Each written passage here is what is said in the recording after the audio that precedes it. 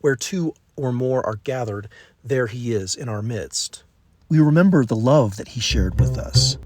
We remember that we have been called out of the darkness for a purpose. The path to true life is in the surrender of life. And in the surrender of our own lives, we come to see death as the illusion that it is, of no substance. When I responded to his instructions, I was born again. My responses were evidence of God's love, which is the first cause of all. Jesus didn't come to start a new religion. He came to plant a tree. Rise up,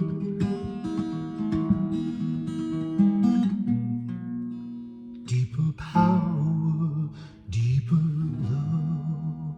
I'm the prodigal son of a prodigal people. Where is our church? Where is our steeple? This issue with money, our relationship to cash, too much milk and honey can give you diaper rash. Deeper power, deeper love. You may have heard me before refer to the privilege that I have inherited.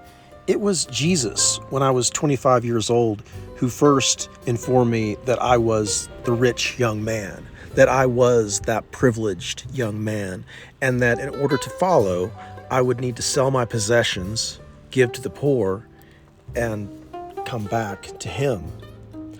Also, if you've been following my work, you may have heard me speak about the great shame and fuckery into which I was born. It's both of those for all of us, in some sense. Privilege is all relative. In some ways, it is true, I've lived a charmed life, a life of unearned comfort and luxury. I've been offered offices and classrooms in which to teach and compensation for doing so. Many people referred to me as Dr. Irwin at university, to which my standard response became, "That's not me. She's over at the English department." Speaking of my privilege, I was married for 20 years to a woman who had much to teach me, and I certainly gained much in becoming her student. And I also lost much in that venture, as I was truly committed to dying a death as a husband for my wife, as I was instructed in my sacred text. For many years, I scrutinized our faith. I scrutinized the faith. I scrutinized my faith. Although I'd watched, I'd experienced, I knew what it was like for God to deliver me from bondage. I walked through the parted Red Sea. Still, I complained and wandered through the wilderness for many years after. For many years, I was not quite capable of sufficient reverence or faith, and yet somehow still unable to forget that God had brought me out of Egypt for a purpose. Thank God. And I think that was one of the functions of that early selling and giving that I did, is it helped me to never forget how real that initial faith experience was for me. I speak now of my personal journey in the context of the archetypal journey, the big journey that the Israelites were on. Stories can give us strength. They can give us hope. Once I am capable of seeing my journey as not separate from the journey, the human journey, the path of realization, the path of deliverance, the coming into the Christhood, then my grace may expand as Spirit inhabits that story in my heart and in my mind and in our hearts and in our mind together, that we space, that shared space, where two or more are gathered, there he is in our midst.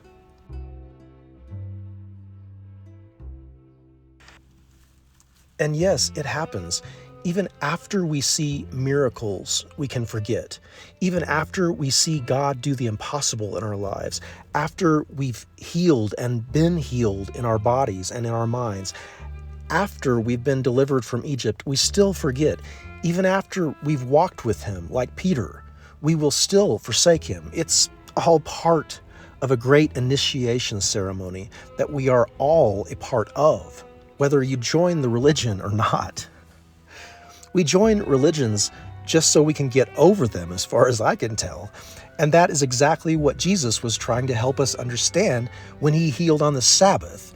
And he told us that loving God and loving your fellows as you love yourself was what it was all about. The crystallization of all the books which comprise both the Old and New Testament is relayed to us here. Love God with all your heart, mind, soul, and strength. Love your neighbor as you love yourself. Those instructions can inspire a simple inquiry into one's own life. And that inquiry might sound like this. Well, do I love God? What does that even mean, to love God? To love God with all that I am? To be fully devoted to I am? Is this true about me? Am I that devoted? Am I a lover of God? How will I come to know God? If I am to love God, I must surely know God, yes? And what of this business of loving one's neighbor? How is that going for you? So often, it seems it is my fellow human being who so clearly shows me my own lack of loving respect for God and all his incredibly foolish people. Love your neighbor as yourself? Okay, I'll give it another try. As myself. Love my neighbor as myself. I wonder if there's something to self-love here. Yeah, because it seems that if I'm in a hateful relationship with self, I really can't give love, can I? That's what I had to discover. Just what am I to make of this great debacle in which we all seem to be bouncing around in?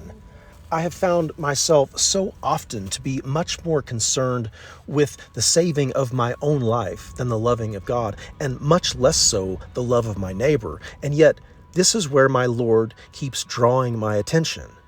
Nothing is more humbling, more devastating, more annihilating than to realize how lacking in love we are. Or rather, I should say, as a matter of taking every bit of personal responsibility necessary, I have found myself lacking in love on many occasions. I have, in fact, allowed myself to become an expression of jealousy and resentment and bitterness sometimes. To find one's own inner being in such a state of devastation is, well, devastating, to say the least. And then we come to understand that anyone who's hurting anyone is devastated. Now, even as we're being attacked or ridiculed or mocked, all we can really see is our own lack of love. How can it be that all those years ago, as a young man, I made such prayers of surrender to my Lord, and yet still I find myself so bankrupt in my love cache sometimes? How, having thought myself so fully and completely grateful, so eternally bound in my loyalty to the Son of God, how could I, so much like Peter, ignore him as he prayed in Gethsemane on the night before his crucifixion? How could I, the one who claimed to love him so truly, have betrayed him 3 times before the rooster crowed? I'm just like that. And it is in this observation that I make of my likeness to Peter, just as I earlier saw myself in the entire exodus of the chosen people from Egypt, that I discover and rediscover the fact that I am not alone on this journey. We may come to discover God's grace for ourselves personally, and in that personal discovery, we are free to love everyone who is also a part of this great deliverance, whether they know it or not. We might say that it is our acknowledgement of Jesus as the Son of God which ties us to this covenant of love. The forgiveness that he did represents all the forgiveness. And we try not to forget. We pray that we would have the courage to remember. In fact, we can no longer forget. We know how truthful Jesus was when he told us that when we point a finger of accusation at someone else, we are only condemning ourselves. Turns out, I will learn that lesson as many times as it takes. And I'm not just describing my personal condition. This is the human condition. It seems that we are addicted to blaming one another. And Jesus was trying to help us to understand how hurtful that is to the whole deliverance process.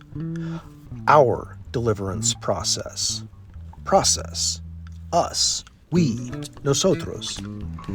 As long as we elevate ourselves above one another, and as long as we insist on belittling ourselves, we will suffer. Jesus was calling us to a spiritual plane of mutual reverence. I am the Son of God. Yes, he said, and I am trying to help you realize the truth. You are also the Son of God. We are the Son of God. Nothing can separate us from God. Nothing can separate us from our fellow human being. And it was this teaching of oneness that Jesus came to share with us.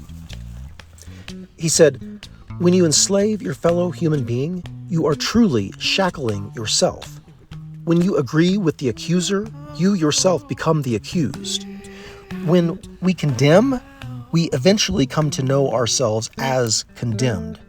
You are free, he said, to put an end to this cycle. You have the power to end this suffering. I'm going to show you how, he said, but you won't like it. And that's why Peter renounced him thrice on the night of Jesus' arrest. You won't understand it, and you won't like it, he said. The path to true life is in the surrender of life. And in the surrender of our own lives, we come to see death as the illusion that it is, of no substance. And this is where our truest action arises from. The instructions that Jesus gave us are the software that helps us to see through the illusion of the matrix. He presented to us what I call voluntary initiation ceremonies, red pills, blue pills, and that is what his life was, a voluntary prophetic act to assist us in seeing through the fearful illusion of death.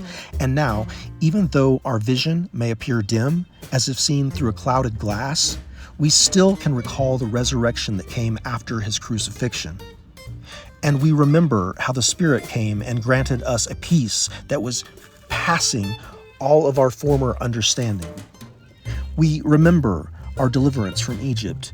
We remember the love that he shared with us. We remember that we have been called out of the darkness for a purpose.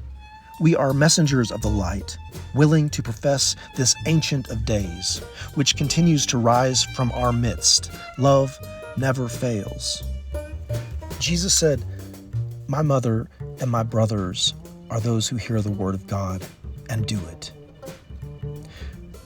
There is this great faith that we can come into, and there are these great works that flow from our faith. We hear and we do. Once we understand that God's glory is only accessed in as far as we are capable of surrendering to our own cross, well then, we may ask God to train our minds and our bodies to endure that cross. That God's grace may be made manifest in this world. Your kingdom come, your will be done on earth as it is in heaven. As above, so below. Is this not what we've been praying? Is this not what we were instructed to pray? We are the conduits of God's grace insofar as we are surrendered to the death of me.